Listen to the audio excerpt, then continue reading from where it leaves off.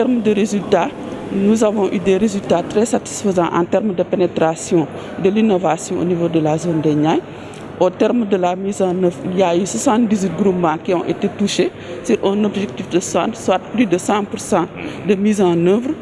En termes de producteurs touchés, nous avons plus de 2500 producteurs qui ont été touchés sur un objectif de 2100, soit plus de 100% de mise en œuvre. En termes d'amélioration de revenus aussi, on est à plus de 30% d'amélioration de revenus.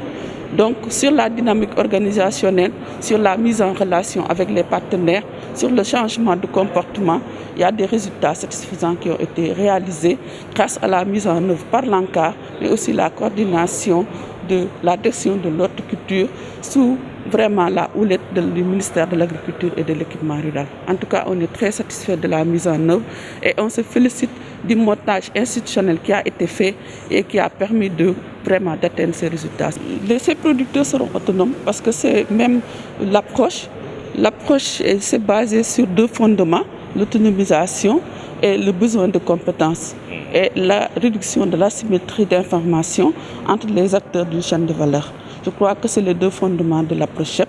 Et au terme de la mise en œuvre, je pense que les témoignages des producteurs prouveront davantage qu'ils seront autonomes au terme de ce projet. Parce qu'il y a des producteurs du premier cycle du projet depuis 2017 qui continuent à mettre en œuvre sans l'accompagnement. Je viens aujourd'hui clôturer, ouvrir officiellement la cérémonie marquant la clôture officielle du projet CHEP au Sénégal.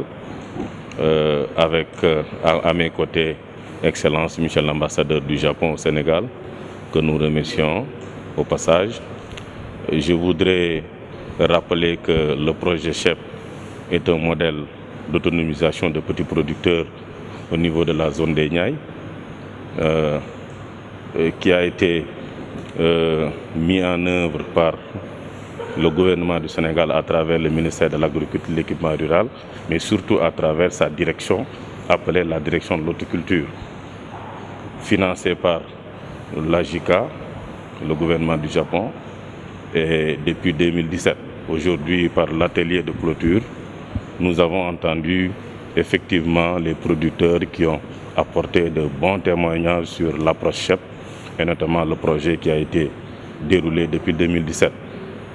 Qui leur a permis d'être autonomes, de renforcer leurs capacités et de maîtriser le marché dans le cadre de la commercialisation de leurs produits.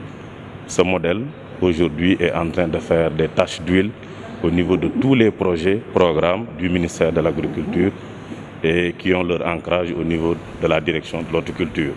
J'en prends pour preuve le projet d'intensification éco-soutenable de l'agriculture dans la zone des Niayes, appelé communément les Piezans, qui a pris ce modèle CHEP et qui en a fait donc un modèle à pérenniser dans la zone des Niayes. Mais à travers cette cérémonie marquant la clôture du projet CHEP, je voulais, au nom du professeur Moussa Baldé, à mon nom personnel, mais aussi au nom du gouvernement, remercier l'AJICA et le gouvernement du Japon pour l'excellente relation que nous avons depuis des années. L'ambassadeur l'a rappelé, en 2022, la TICAD va se dérouler et le Sénégal sera l'invité d'honneur. Et non seulement, mais son Excellence le président Macky Sall sera aussi le président de l'Union africaine. Ce qui fait que le Sénégal est très attendu dans le cadre de nos relations qui existent, des relations de cordialité, mais surtout de fraternité entre le peuple japonais et le peuple sénégalais. Donc c'est pourquoi aujourd'hui nous avons magnifié notre relation et notre collaboration.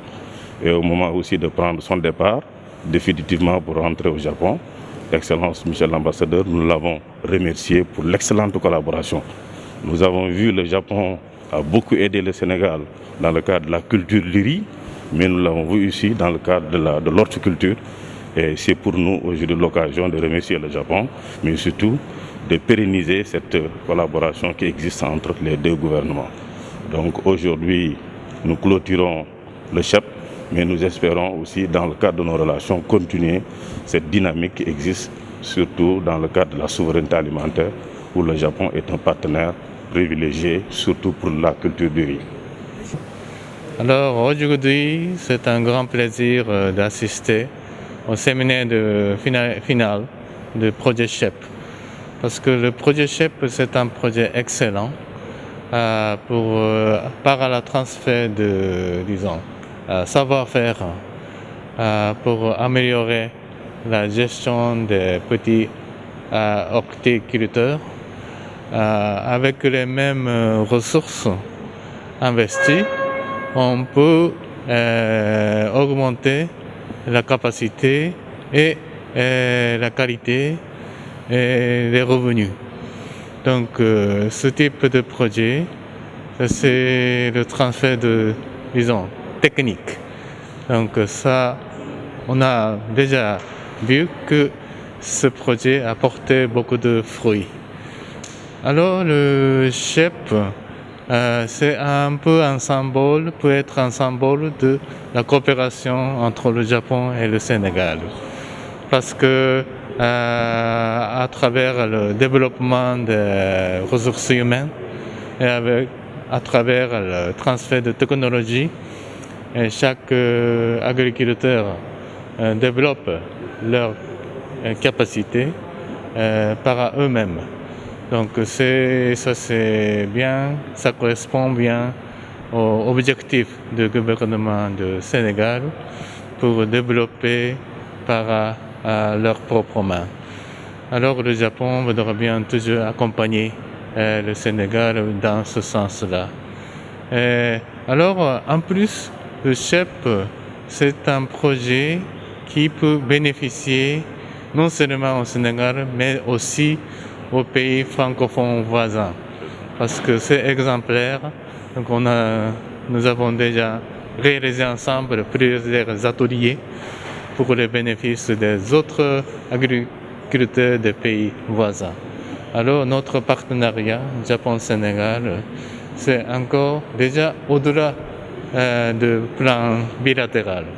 Donc nous travaillons ensemble pour le but, disons, multilatéral pour les Africains. Alors cette année, la TICAD, donc la conférence pour le développement africain, aura lieu au cours de cette année. Alors le Sénégal et le Japon vont travailler ensemble, d'autant plus que le Sénégal sera le pays de président de l'Union africaine. Alors le Japon, Sénégal, c'est en même temps Japon-Afrique. Parce que le Sénégal est prêt à prendre beaucoup d'initiatives internationales. Alors le Japon voudrait bien accompagner dans ce sens-là aussi. Donc nous travaillons toujours ensemble pour le Sénégal et pour l'Afrique.